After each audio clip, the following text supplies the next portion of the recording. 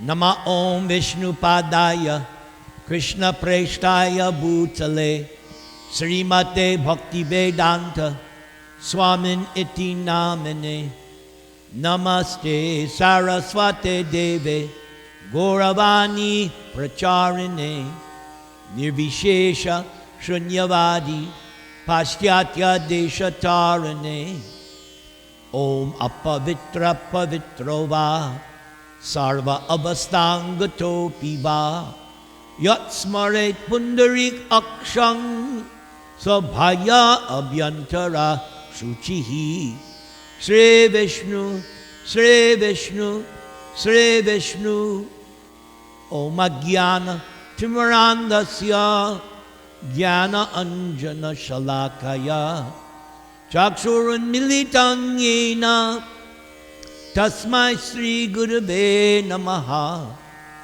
Mukam Kuroti Vachalam Pangung Lang Hayate Girim Yat Kripatamahang Vande Sri Gurung Dinataranam Yat Kripatamahang Vande Parama Ananda Madhavam Trinadapi Sunichena Torad Iva Sahishnuna Amani Namanadena Kirtaniya Sadahari Hare Nama Hare Nama Eva Kevalam Kalau Nastyeva Nastyeva Nastyeva Gatir Anyata Om Namo Bhagavate Vasudevaya Om Namo Bhagavate Vasudevaya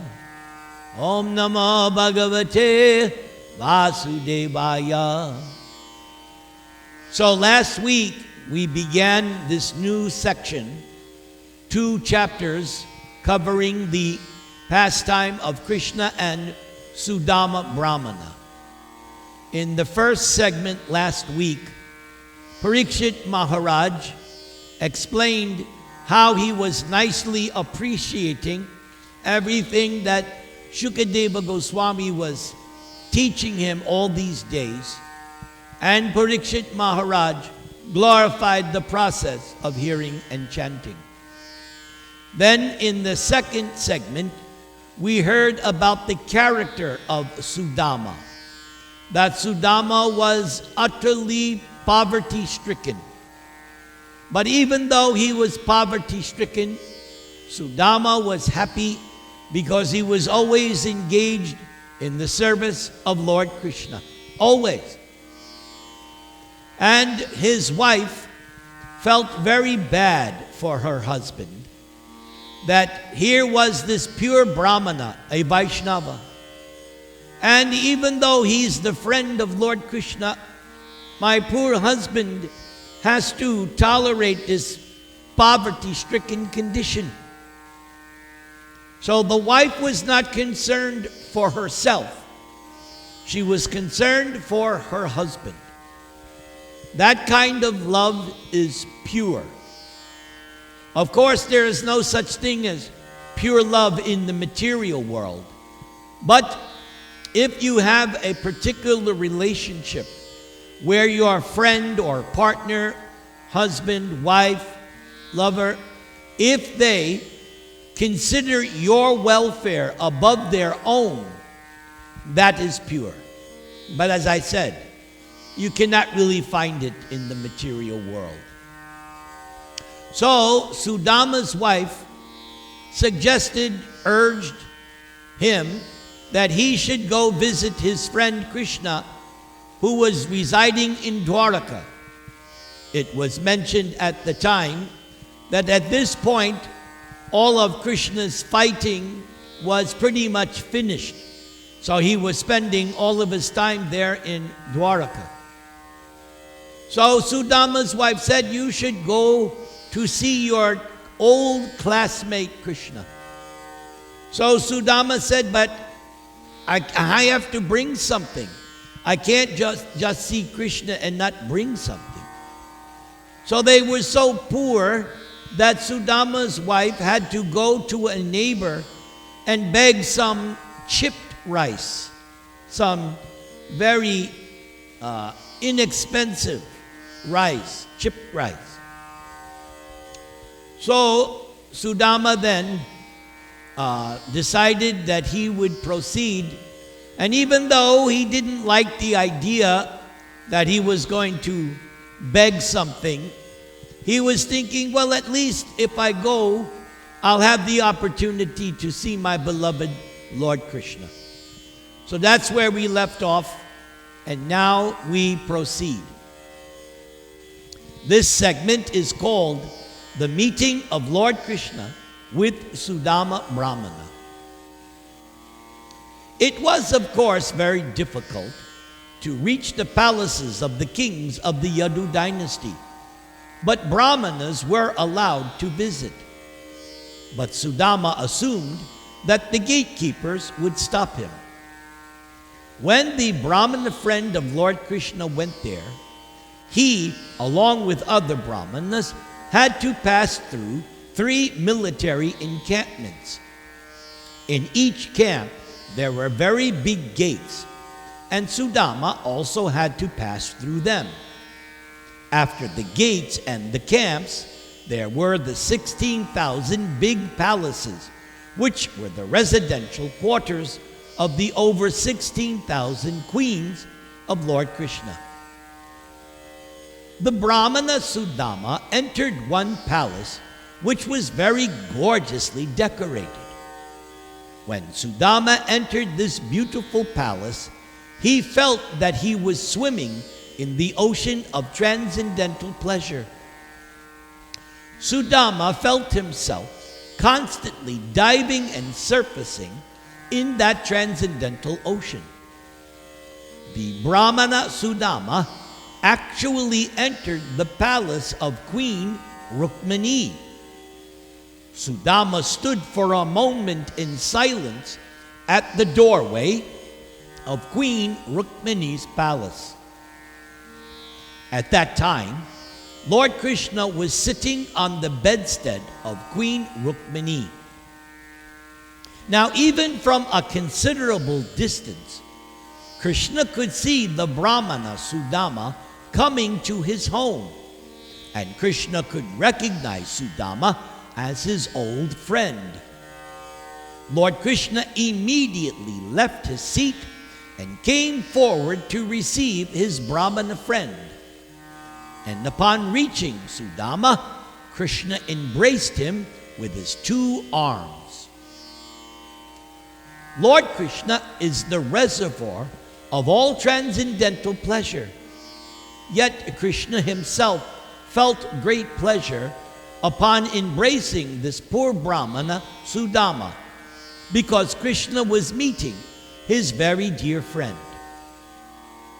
Lord Krishna had Sudama seated on his own bedstead and personally brought Sudama all kinds of fruits and drinks to offer him, as is proper in receiving a worshipful guest. Lord Sri Krishna is the supreme pure, but because Krishna was playing the role of an ordinary human being, Krishna immediately washed Sudama Brahmana's feet, and for his own purification, Krishna sprinkled the water onto his head. After this, Krishna smeared the body of Sudama Brahmana with different kinds of scented pulp, such as sandalwood, aguru, and saffron. Krishna immediately burned several kinds of scented incense, and as usual, offered Sudama arati with burning lamps. After thus offering Sudama an adequate welcome, and after Sudama Brahmana had taken food and drink, Lord Krishna spoke. "My dear friend, it is a great fortune that you have come here." Being very poor, Sudama was not dressed nicely. His clothing was torn and dirty, and his body was very lean and thin. Sudama appeared not very clean, and because of his weak body, his bones were distinctly visible.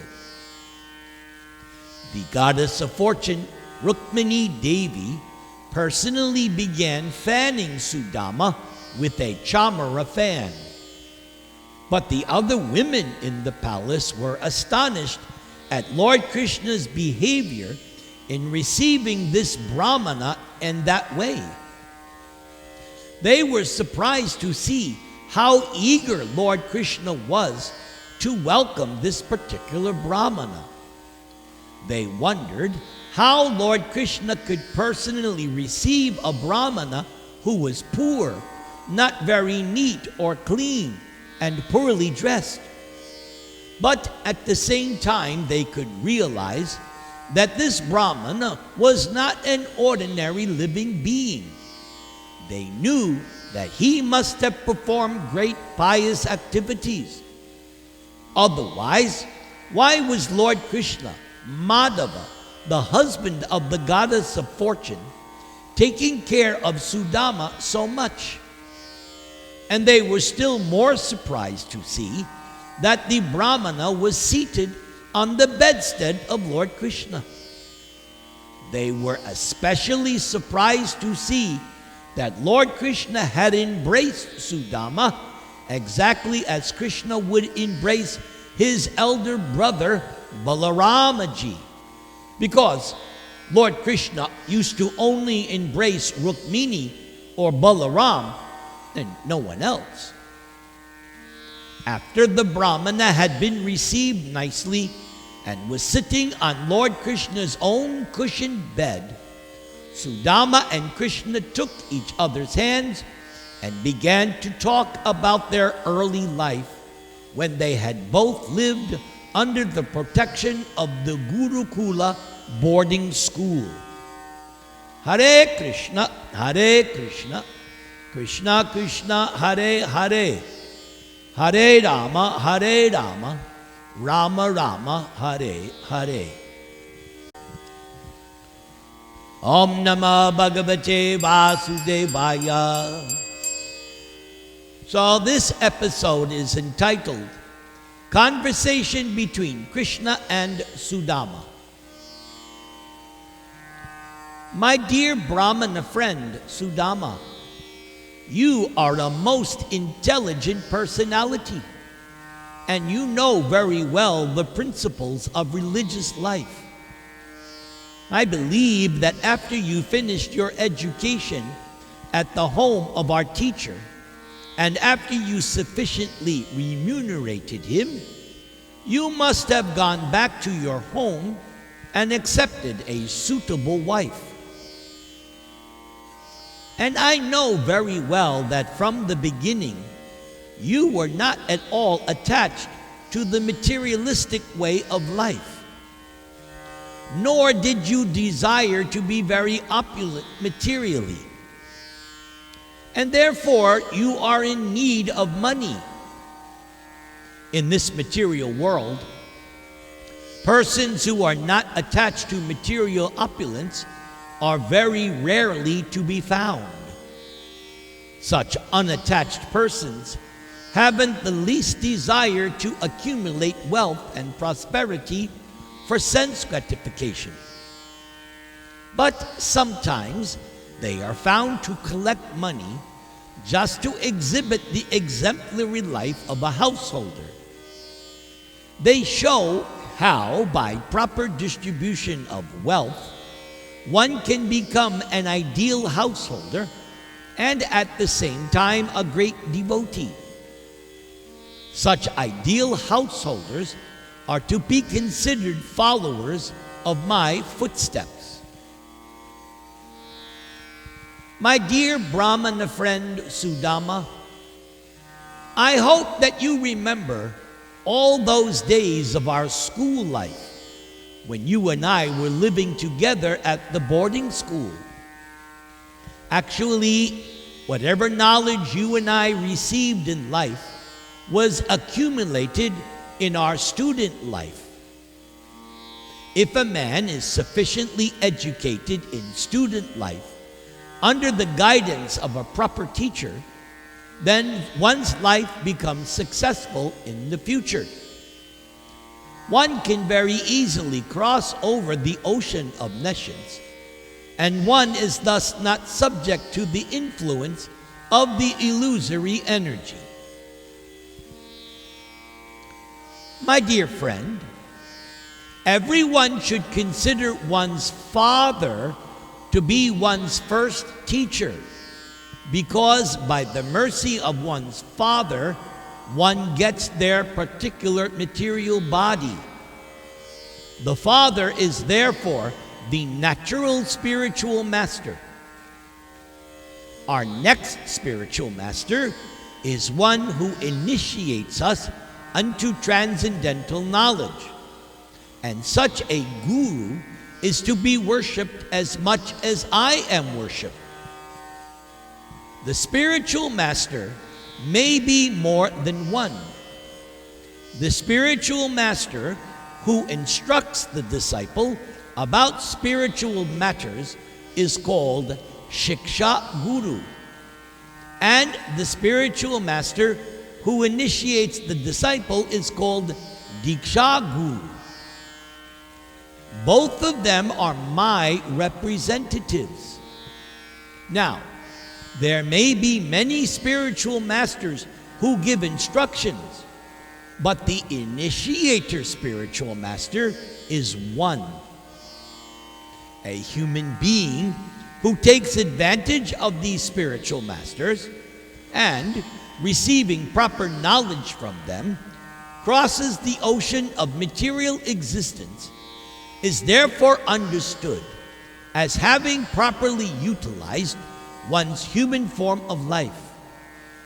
Such a person has practical knowledge that the ultimate interest of life, which is to be gained only in this human form, is to achieve spiritual perfection and thus be transferred back home, back to Godhead. My dear Sudama, I am Paramatma, Supersoul, present in everyone's heart. And it is my direct order that human society follow the principles of Varna and Ashram. I have stated this in Bhagavad Gita. Chaturvarnyam maya shrishtam guna karma vibhagashaha tasya kataram api mang vidi akataram avyayam. Human society should be divided according to quality and action into 4 varnas. Similarly, everyone should divide one's life into 4 parts. One should utilize the first part of life in becoming a bona fide student, receiving adequate knowledge, and keeping oneself in the vow of brahmacharya, so that one may completely devote one's life for the service of the spiritual master without indulging in sense gratification. A brahmachari is meant to lead a life of austerities and penance. Next, the householder is meant to live a regulated life of sense gratification, but no one should remain a householder for the 3rd stage of life. In that stage, one has to return to the austerities and penances formerly practiced in brahmachari life, and thus relieve oneself of the attachment to household life. And after being relieved of one's attachments to the materialistic way of life, one may accept the order of sannyasa. I, as the supersoul of all living entities, sitting in everyone's heart, I therefore observe everyone's activity in every stage and order of life. regardless of which stage one is in, when I see that one is engaged seriously and sincerely in discharging the duties ordered by the spiritual master, and is thus dedicating one's life to the service of the spiritual master, that person becomes most dear to me. As far as the life of brahmacharya is concerned, if one can continue the life of a brahmachari under the direction of a spiritual master, that is extremely good. But if in brahmachari life one feels the sex impulse, then the brahmachari should take leave of his spiritual master, satisfying him according to the Guru's desire. According to the Vedic system, a gift is offered to the spiritual master, which is called Guru Dakshina. Then the disciple should take to householder life and accept a wife according to religious rites. These instructions given by Lord Krishna while talking with his friend Sudama, the learned Brahmana, are very good for the guidance of human society. A system of human civilization that does not promote Varna and Ashram is nothing but a polished animal society. Indulgence in sex life by a man or woman living single is never acceptable in human society. A man should strictly follow the principles of brahmachari life, or, with the permission of the spiritual master, one should get married. Single life with illicit sex is animal life, for the animals have no such institution as marriage. Modern society does not aim at fulfilling the mission of human life, which is to go back home, back to Godhead. To fulfill this mission, the system of Varna and Ashram must be followed. When the system is followed rigorously and consciously, it fulfills this mission. But when followed indirectly, without guidance of superior order, it simply creates a disturbing condition in human society, and there is no peace and there is no prosperity. Hare Krishna, Krishna Krishna, Hare Hare, Hare Rama, Rama Rama, Hare Hare. Om Namo Bhagavate Vasudevaya. This segment is called Further Conversation Between Krishna and Sudama. My dear Sudama, I think you remember our activities during the days when we were living as students. You may remember that once we were sent to collect fuel from the forest on the order of our guru's wife. While collecting the dried wood, by chance we entered the dense forest and became lost. Then there was an unexpected dust storm, and then clouds and lightning followed, and the explosive sound of thunder. Then sunset came, and so we were lost in the dark jungle. This storm arose during winter and was therefore unseasonal. After this, there was severe rainfall. The whole ground was overflooded with water, and so we could not trace out the way to return to our guru's ashram. You may remember that heavy rainfall. Actually, it was not really rainfall, but a sort of devastation. On account of the dust storm and the heavy rain, we began to feel greatly pained. and whichever direction we turned, we were bewildered. In that distressed condition, we took each other's hand and tried to find our way out.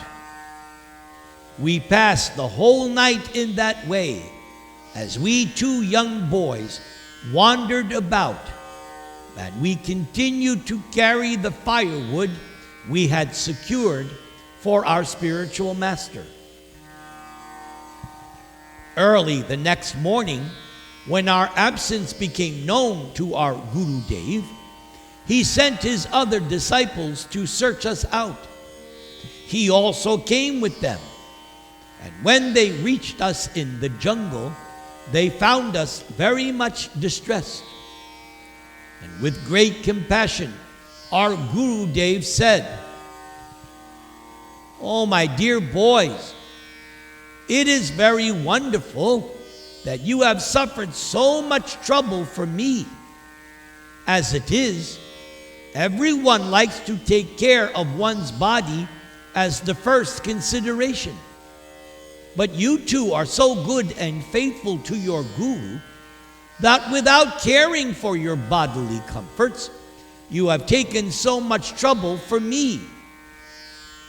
I am also glad to see that such bona fide students like you will undergo any kind of trouble for the satisfaction of their spiritual master. And that is the way for a bona fide disciple to become free from one's debt to the spiritual master. It is the duty of the disciple to dedicate one's life to the service of the spiritual master. My dear best of the twice born, I am greatly pleased by your acts, and I bless you. May all your desires and ambitions be fulfilled. May the understanding of the Vedas, which you have learned from me, always continue to remain within your memory, so that at every moment you can remember the teachings of the Vedas and quote their instructions without difficulty. Thus, you will never be disappointed in this life or in the next." And so, my dear Sudama, you may remember that many such incidents occurred while we were living in the ashram of our spiritual master. Both of us can realize that without the blessings of the spiritual master, no one can be happy. And by the mercy of the spiritual master, and by the spiritual master's blessings, one can achieve peace and prosperity, and thus able to fulfill the mission of human life. Upon hearing all of this, the learned Brahmana Sudama replied, "O my dear Krishna, you are the Supreme Lord, and you are the Supreme Spiritual Master of everyone. And since I was fortunate enough to live with you in the house of our Guru, I think I have nothing more to do in the matter of prescribed Vedic duties. My dear Lord, the Vedic hymns, ritualistic ceremonies, religious activities, and all other necessities for the perfection of human life, including economic development, sense gratification, and liberation, all of these are derived from one source, your Supreme Personality. All the different processes of life are ultimately meant for understanding your personality. In other words, they are all different parts of your transcendental form. And yet, you played the role of a student and lived with us in the house of the Guru. This means that you adopted all these pastimes for your pleasure only. Otherwise, there was no need for you're playing the role of a human being. Hare Krishna, Krishna Krishna, Hare Hare, Hare Rama, Rama Rama, Hare Hare.